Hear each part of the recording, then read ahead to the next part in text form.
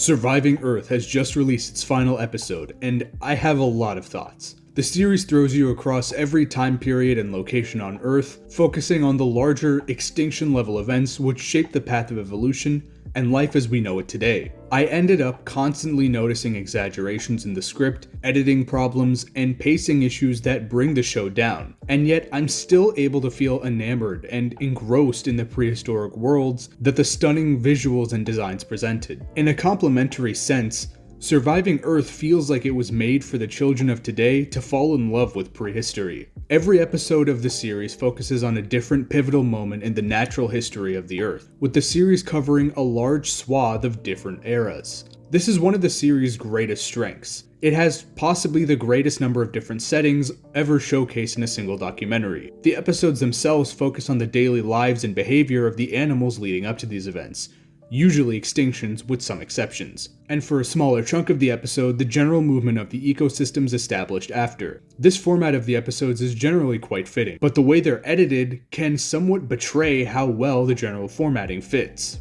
After every time a commercial break is intended to play, the narration recaps what just happened before the break. Especially watching it in hindsight without the ads, to be honest, it feels very jarring at best. It slows the episode down a lot, and at worst it can feel mildly insulting to the audience's intelligence. While one could argue this is for kids, with ad breaks on live TV being 5 minutes long at best, children can still retain what happened in the episode 5 minutes later.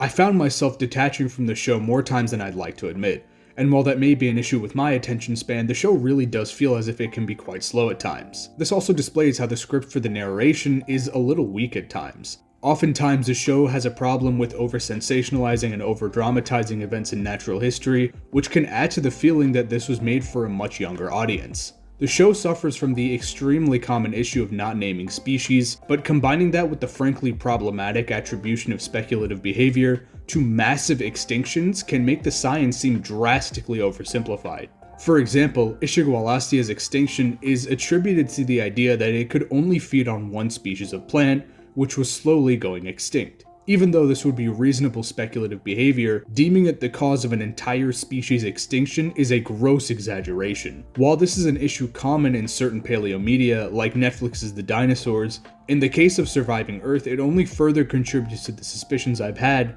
that this docuseries was crafted for a younger audience. Regardless, this cannot be used to excuse these ideas, as they create a really warped sense of how natural history occurs. However, when I look at what else the series has to offer, it presents a strong variety of qualities to admire. Certainly one of the best things about this series is the abundance of diversity in different species and time periods shown. Surviving Earth features prehistoric species that I simply never thought I would see on the screen, and even if I appear simple for it, it just brings me a lot of joy. I've said before that I've dedicated a lot of my study time to synapsids and mammalian evolution as a whole, and this documentary brings so much to love in that regard. Though I previously criticized Ishigualastia, it was really incredible to finally see a large dicynodonted brought to screen in such a form. Another small addition that I quite appreciated was the inclusion of an early mammal, Chalaminia, as well as their egg-laying behavior. Because of how rare egg-laying mammals are in the modern day, many casual viewers can often forget that most mammals laid eggs at some point in time. These are only a few of many examples, though I have to point out that Dendromia was incorrectly called a reptile,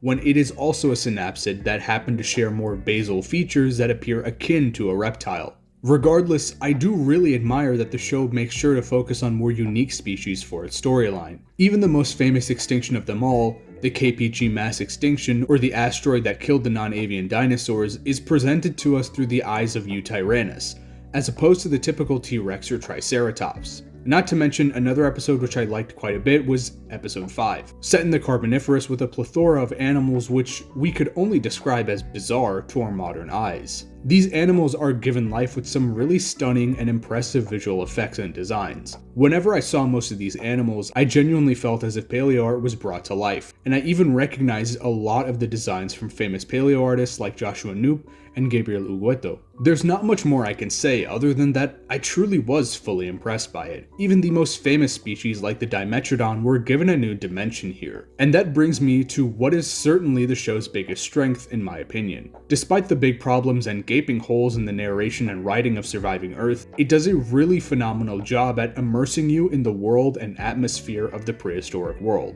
The CGI is not necessarily the best in the industry, but it is still quite good and convincing, and I can tell that the visual directors and leads on this docuseries took a lot of time and dedication to making sure these environments were accurate and authentic to the science. Even when I nitpick and notice little problems, I just can't help but be kind of in awe at the world as it was millions of years ago. The episode that made me feel the strongest being episode 6 in the Ordovician. Seeing this truly bizarre world filled with animals that we couldn't recognize, things which we would think are plants and are actually animals, and even the first, most weird-looking vertebrates was just kind of eye-opening, even though I already knew this information. Combining this with the script appearing to be for younger viewers, it leads me to remember the value of a show like this, which is still deeply flawed. I'm sure many who are more educated in the science of paleontology, or even simply older, can have a hard time getting through it without noticing the small annoyances as I have. But when I truly just let myself soak in these worlds that the creatives have made,